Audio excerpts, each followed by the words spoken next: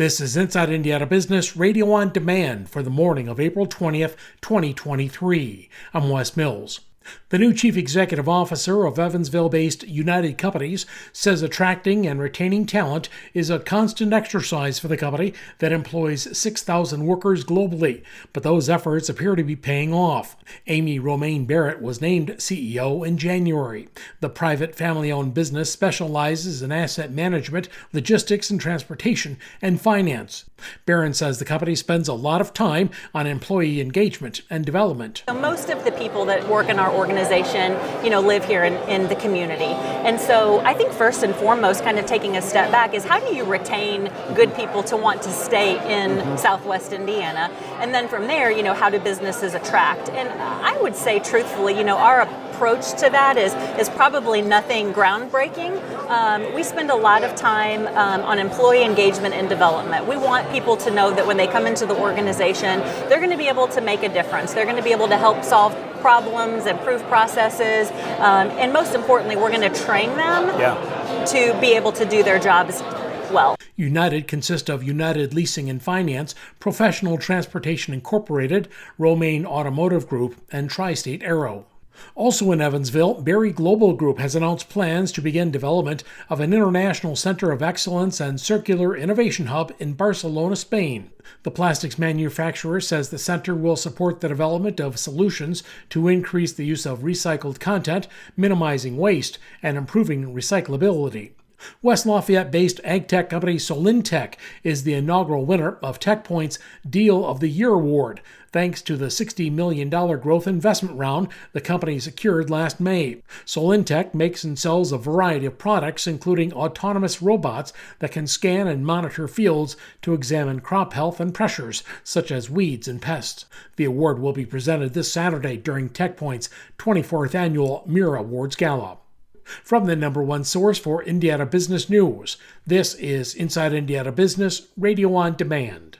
Indiana, it's time to get revved up. Inside Indiana Business is going racing. We'll be at the Indianapolis Motor Speedway for the month of May and take you inside the business of motorsports, from gasoline alley to high-tech race shops to small-town dirt tracks. We'll explore what fuels a billion-dollar industry in the state. Join the entire Inside Indiana Business team from the world's greatest race course for Business at the Brickyard, brought to you by Purdue University. It's checkered flag coverage you won't want to miss. Get ready, Northwest Indiana. We're headed your way. IBJ Media, Inside Indiana Business, and the Indiana Economic Development Corporation invite you to the inaugural Engage Northwest Indiana event, presented by CareSource, Indiana University, and Old National Bank.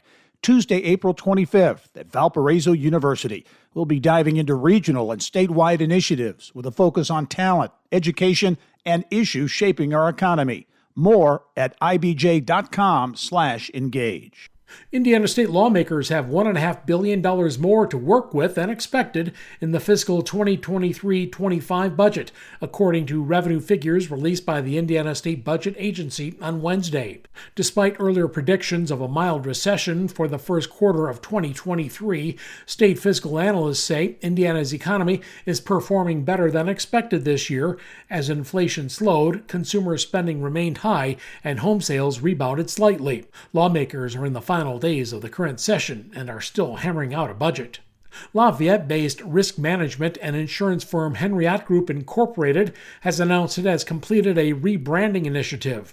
The firm says it's splitting its services into two distinct brands. The Henriott brand will focus on helping businesses with commercial insurance, employee benefits, and risk management. The HGI Solutions brand will specialize in supporting the wealth and assets of individual clients and small businesses, including home, auto, and life insurance. The Indiana State Department of Agriculture has received a $1.7 million grant from the U.S. EPA to help reduce nutrient runoff from farm fields, lawns, and other sources. The EPA says the funding is intended to help lessen the downstream impact of excessive nutrients on the Gulf of Mexico. The hypoxic zone is an area where nutrient pollution flowing into the Gulf of Mexico causes algae blooms that deplete oxygen from the water and make it uninhabitable for marine life. I'm Wes Mills, Inside Indiana Business, Radio on Demand.